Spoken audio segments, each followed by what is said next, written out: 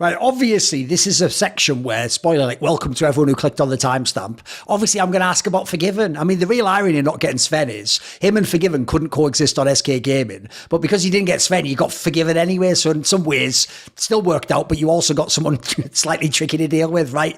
Obviously, I know, compared to most people in his career, you actually did have one of the better relationships with Forgiven, because, I mean, people might know by some of the other people I'll reference later. Like, you sort of are able to get sort of like why some of the players are toxic and how, like, the problem with that whole thing of toxic, I'm with Richard on this. Richard said years ago, the shittest thing about that label is the second you put it on someone, the reason it works is because everyone in the game gets pissed off when someone's toxic to them in solo queue. So immediately, toxic just means that you're an irredeemable piece of shit who has no qualities whatsoever that are good. And essentially, like everyone thinks of the person who annoys him in solo queue, you should just be banned forever. Like, I remember when Forgiven even got that bad in Gambit, like mad corrupt in the, like actual competitive games he was banned from because of solo queue, fucked his whole team's playoff chances, worlds, and people would just go on like, good, on Reddit. I was like, what the fuck? Like, what is it? Do you know, it's like the guy's whole career. So when you got Forgiven, obviously he was still a mega player, but he had already been kicked out of every team he was in. And by the way, I always say that because people think, oh no, I think one of them he left and then he took us. But no, he was kicked out of all of the teams he was ever on in EULCS, even the ones where they were all worse players than him, because the problem with his attitude was it didn't matter that he actually was maybe even the best player in the whole LCS. His attitude was an absolute counterbalance to the extent that people would be like, and I've always told him, mate, this is where you've fucked your career. When someone says, oh, he's easily the best player I've played with, but I never want to play with him again, I say, what do you think that implies? So what was Forgiven like when you brought him in? Was it like, I mean, Sven Skaren told the story when he was on SK in My Reflections, which is a banger headline, that it only took him 1 week to make every member of SK Gaming cry separately, which is just an amazing, like, thank you for that, Sven Skaren. That headline is fucking, that's money clickbait. But the question for you is similar. What was he? Did he have his problems early on? Obviously, that team, if people don't know, was a very good fucking lineup of players. Like, it was a team that was supposed to be in the finals, compete with G2. What was the Forgiven experience like the first time around? Well, I would say some of the people on the team were just made of better stuff, like on that team to cope better. I mean, the sort of flipping moment to finally decide like this is the player we're getting was actually me going to Otto and being like, look, it's between like this guy and this guy. This person thinks this, or probably thinks this. Like, what do you think? And Otto literally just said to me, like, do you want to win? Like, are you trying to win or not? And I was like, well, yeah, of course. And he's like, get Forgiven. Like, why? You say you're trying to win. Why would you not get Forgiven? And then I was just like, to be honest, yeah, like, why? Like, what are we fucking doing here? And then I sort of thought to myself as well, like, if I can't handle this person existing, like, what the fuck does that say about me? Like, it really can't be. It can't be that bad. So we brought him in, and I mean, he was immediately just brilliant at the game. Still, he seemed to be one of these people as well. Even when they had little blips, whatever, he could always have this thing to fall back on, where his laning was just so ludicrously good compared to literally every human on planet Earth, basically, apart from like Uzi and Deft.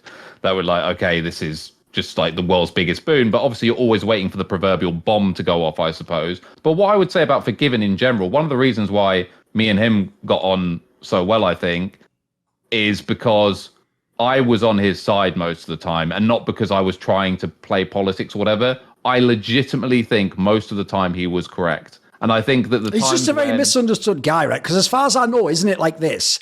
What he would say, if you could take all emotion out of it, would be like an accurate assessment. It's just, it would be phrased like, why didn't you gank my lane, you subhuman ape? Like, and so he might have been right. Like, maybe you were supposed to gank me, but the way you say it, like, spoiler, that's never going to go down well, honestly, is it? Though, even that, I think, is like overstated. Like, here's a typical situation of something that used to happen regularly, right? Like, they'd be playing scrims, and Vander would, like, do something bad, like brain dead or whatever, like face check or like just completely misplay a wave, whatever it is, and Forgiven would like say it to like make the timestamp almost, you know, like, don't do that, that was fucking stupid or whatever, and then move on. Like, he wasn't dwelling on it or whatever. Like, he would just say like, you can't do that, and then he would do the exact same mistake next game, and then afterwards Forgiven would say something like, what is the point in me telling you these things if you're not going to take it on board and do something about it?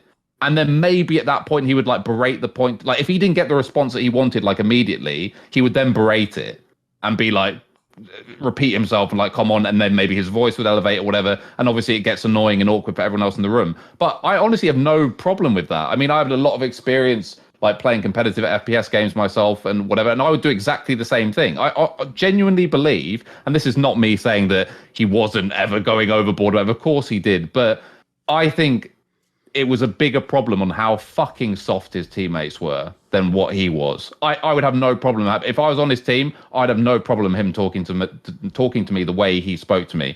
Tells me once in plain terms that he thinks this isn't correct. I have an opportunity to respond if I want to or whatever. Typically, Vander wouldn't. He would just acknowledge, yeah, face check, and that was fucking stupid. And then I do the same mistake immediately after. And not just that, but in a way where it's like, it seems like I'm daydreaming or not even really paying attention. And then he states it way more firmly and asks me why I didn't listen to him. I think that is a completely fair way to approach it. It's just League of Legends players are not used to people giving tough love. They're just not at all. And they don't understand as well that he's not saying it to be a dick or whatever. He wants to win so fucking bad, and you are blocking him from winning, and he wants you to be better. He literally wants you to be better in the next scrim for you and for him and for the team, like, because he wants to win.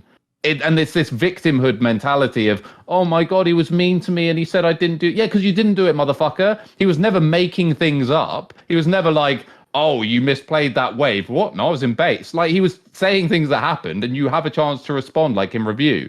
And this isn't to say he was always right. This isn't to say he never went too far. Like, obviously, sometimes it gets dragged out, and he's not someone who's going to back down. So he would be really bad at the now's the point to leave it, or like now's the point to step away. Everyone gets some fresh air. Come. He would never do that. He would let it fester, and he would like push it and beyond, and he would also let it consume like entire VOD review sessions and stuff where it's like one tiny mistake and it's meant to be, whoa guys, we played the whole map horrendously well and like holistically all our objective play was terrible. Like, it would never get to that because FORG1VEN's now dominating the situation, right? But he's dominating it because the guy won't even acknowledge or concede or like agree that he won't do it again, because then that would be like the third pillar, right? Then it's like we go into the third scrim, you're like, right, are you going to do it again? Are you going to face check it again? Because you didn't tell me you wouldn't, and you did it the second game after I told you no. And then people now are interpreting this as being like massively toxic, which I understand because it is to a certain extent, but at the same time, he's being reasonable. Like, to me, that is completely fair and reasonable. And as I said, if I was his teammate, I would be completely fine with that. And I would if I daydreamed the second time, did the same mistake, I would straight up apologize on the spot. Be like, actually, my bad. That's inexcusable. So that was like him in every aspect of the game, I guess. And you can imagine over the course of a split, that really grates on people. But again, and I'm not shitting on Vander or anyone for this, because I understand as well, like, why you might go into your shell a bit or whatever. But if he did have a teammate who responded in that way, but like, shit, no, sorry, my bad, it won't happen again, and then they don't do it next game or whatever, probably a lot of that is diffused. So I just feel that the archetype of a League of Legends player typically is that they respond very badly to a personality type of FORG1VEN, but it's always FORG1VEN who's going to look bad in that scenario, because all the other players are like-minded to the soft player, and it festers and it gets bigger. And as I said, FORG1VEN didn't have good communication skills when it came to knowing when to stop, knowing when to let things go, knowing when to move on, knowing when to separate himself. Those things he typically didn't get right. But all the base principles that he had, I actually felt were generally pretty correct. Yeah, one thing you're getting to here is another problem, and the real irony of ironies is Doublelift had exactly the same problem in North America, if anyone knows the stories, is if you are the bad guy who's the one who always speaks up and says, I think you did this wrong, or you fucked up the game so I couldn't carry. If you do that, like you say, it's basically actually a modern thing that's in American corporate culture, where like someone could passive aggressively fuck your work up a million ways in action, Rich. But if you're the one who verbally said, like, you fucking dickhead, you're the one that's reprimanded because you've crossed the line. And like, it's acting like words are some of the most evil shit ever, but like actions are fine. It's fine to be just an arsehole. You can be passive aggressive. You can just not even talk to the guy. You can just go up and you can privately, I think he's a fucking dickhead. But if you're the one who loses your temper, you're the bad guy instantly. You're the one shamed. And so I will say, he definitely, unfortunately, got a rep for that. And as you're saying, when you approach it that way, the players aren't even listening eventually. They're just going like, oh, he's just been a dick to me again. And they're just shut off completely. And this is where I'm going with this. Obviously, then they want to boot him. This is part of why he gets booted from all the teams. Now, I will say, there is a context which makes it not as bad, which is I always used to tell Freeze, like, dude, I know you don't know the sport of NASCAR, but your whole career's just drafting behind fucking Forgiven. Because what happens is when Forgiven's too much, they always go, this guy's like almost as good as Forgiven, but he's not as much of a dick. And so if people don't know, there was a bunch of teams he came to as the replacement for Forgiven. And obviously this happened this time. So I get why it's not the end of the world to replace him with Freeze. But if what you're saying is accurate, you must have been a bit pissed off then when you had to kick him after the first split. Yeah, I mean, he did do something really bad at the end of the first split, which any thoughts about bringing him back or whatever basically became impossible, which was after I think we played. By the way, we should have won spring, like 2016 or whatever. Or at least been in the final. At least been in the final. No, I think that was the G2 lineup with fucking Emperor hybrid bot lane, Kikis top. We were the best team by a mile. We just absolutely choked. I think it was the OG series. Yep. Like they just purely won on experience versus choke, in my opinion. But yeah, that after we went to finals, obviously to play like the points game thing against Fnatic, and we lost that game, if you remember, where it's game 5 and the death is when they did the death timer patch. And there was like a fight at like 28 minutes 50 or something. And as soon as it ticks over, we all just go from like 35-second death times to like 1 minute death timers. So they just end the game off it, even though we were like super far ahead. And we're like, wait, what the fuck? But then after that game, he was like sitting in front of a monitor, like playing over the last team fight, like over and over again in slow-mo. And he's just like laughing at teammates. He's like, can you believe my teammates did this? Can you believe my teammates did this? And it's like, of course, it's like a really low moment. It's really bad, whatever. But that was kind of like any thought of like from Prolly or whoever thinking like, can we make this work next split? They're just like, no, nah. So yeah, that was bad. But yeah, when Freeze came in, the one thing I would say, which was like really disturbing to me before we even played a game, because Freeze in some ways, like when he was as a player, was like kind of cocky, not in like a obnoxious way or a bad way, but he was definitely confident in himself, definitely a bit cocky. And I think the very first thing he said to me after like all the niceties were out the way, like in person, was, now I know I'm not as good as Forgiven, but, and I was just like, that is a weird thing to say to the guy who just hired you to replace Forgiven. And like, even though obviously from a technical perspective, I don't think he's as good as Forgiven, but I want him to believe that he is. Usually most players do. Yeah, sure. Or that he could frame it in a way where it's like, oh, trust me, this time next split, you'll be lifting the trophy because of me, and actually I'll be better, whatever. But yeah, that was kind of like weird to me. And that kind of began him on the path on which he never really left. I felt like he was just always not really. I mean, I would say I don't think we got like the best of Freeze at all, in the sense that it did turn out, contrary to Ryan Morrison's lie, by the way, but it did turn out that he already had an injured wrist, which he hadn't disclosed to us, which was a bit shit. And then we had this whole thing going all the way through, and he's complaining about it. He was going to doctor's appointments, and basically he was just really hampered. So like, well, fuck. Yeah, we probably wouldn't have signed you, not gonna lie, if we known you had a fucked up wrist. But yeah, I think that the level he was at did hard cap the team having any sort of chance of competing. And obviously, for people who don't remember, as soon as we put Forgiven back in the team, we just looked way better again, like immediately, just way better. So yeah, the very short-lived Freeze era was unfortunate. And as I said, it did. I don't know how good we could have been with Freeze, because obviously you have a team that's still stacked with talent. Ryu, Jankos, Odo, like it's still a really good team. But yeah, you got a guy with a buggered up wrist, so like don't know how good that team could have been. But as I said, as soon as Forgiven came back in, it's like, well, fuck me, there are levels. Give me some of the story on that then, because I've teased some of it on shows before, and obviously like asked people questions in interviews. But to me, the fact that yielded, he didn't just come back to play, but like there was the whole story where you had to play from a different apartment, and it's like you and Prolly and the rest of the org must have done an amazing job here, because one, you convinced people like Jankos that he has to come back. Two, you managed this thing where somehow it did work if it just wasn't in the VOD review, which shows you did identify the issues. Three, people always forget this. You beat Fnatic, including Reckless. That's one of the years he didn't go to Worlds. That was the one where they got beaten there.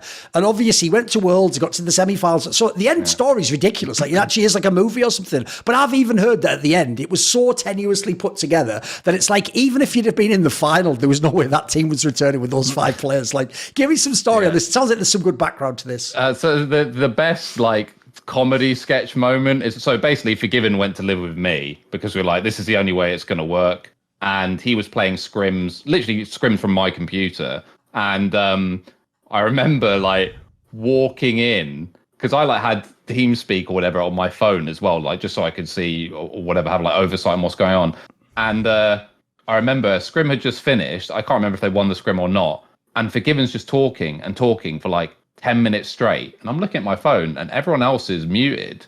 And I'm just like, okay. And then it turns out that like as soon as the game ended, I think we won the scrim actually, but Forgiven had this little point that he wanted to make about something that had happened in the lane or whatever. And he's just giving his really unnecessarily long take on why like Vander should have done something better or something like this. And they're all sat in the other house surrounded by the TV with probably going through some team fight or something. And none of them are even there or listening. And Forgiven thinks he's telling them. And then he's like, finishes. He's like, right. Brilliant. He's had his say, gets up. Everyone wins, right? Because he thought he got to have his big say, which no one else really cares about because it's something really AD carry specific. They're all doing a VOD review without getting interrupted by Forgiven and his toxicity or whatever.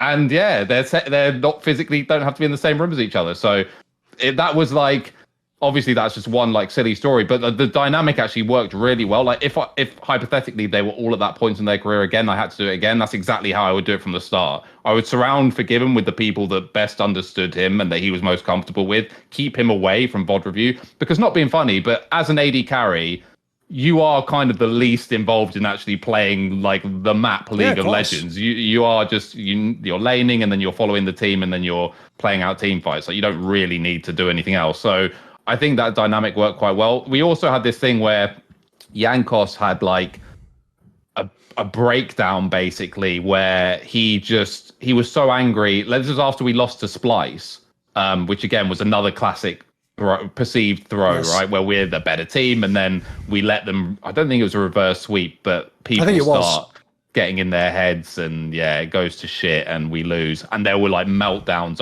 All these big series losses, by the way, there were huge meltdowns afterwards from like by the way, there's even a story Sven told in mine about that Origin one he said from the other split. And this is another angle I tried to explain to Forgiven once, but he didn't get what I was saying, which is they said when you were at that like finals and you were playing this like best of 5 where they came back, they said during one of the games where like your team had lost to OG, they're all talking and laughing like, can you believe we won that game? And then they hear on the other side of like a curtain or something, Forgiven just going mental at everyone. And what he didn't get about this is, dude, the amount of confidence you give the other team when they hear that. Like, oh, this guy's losing his mind. He's like, he never got that angle. He never understood that like these breakdowns, like they don't actually solve the problem, unfortunately.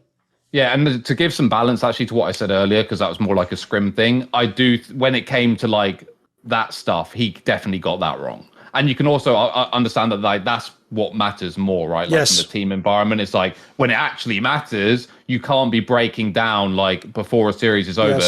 You just have to keep it together. Exactly. I think after that, he was better at that. Like that was like a really bad one. I think he was a bit better after that. But yeah, he did definitely like, but Jankos had just about a breakdown after the one we lost to Splice. Like he said straight after, like probably was like, there's still loads to play for this season. We can still go to Worlds and put in a good performance. And Jankos like, no, fuck you guys, fuck this team. I want to go home. I don't want to play, go to Worlds. Like just full on breakdown. And to get him back playing was like ridiculous as well. He started playing scrims from his room. He refused to talk in scrims. Like he was literally completely mute. It was like absurd. And then we eventually obviously started building up momentum. We didn't scrim at all. The series we had to play against UOL to see who went to Worlds, we did not play a scrim game in the week before. Didn't play a single game. And then we won either 3-0 or 3-1, I think, which was like just bizarre, just purely based on talent and obviously not having the stress or whatever of messing around in scrims. So that was really bad. Like the team that eventually went on to come second, semi-finals of Worlds was a fucking shit show. Like on the lead up to it, absolutely terrible. But yeah, which is why, like at his best, I always say this. At his best, I think Jankos is like the best teammate you can have. Just everything. Like he's really positive. His comms are the best in Europe, in my opinion. He's just like really good for atmosphere. Really good in engaging in like VOD reviews, like contributes a lot in during scrims. But that moment was like, if I only had that as a sample size, like that year as a sample size, I'd be like, this guy debatably doesn't deserve a slot on the team again. Like that's just disgraceful. But yeah, that was a weird year. See more cool, funny, interesting clips based on topics from my content? Well, subscribe to this channel then, or, you know, be a pleb and don't.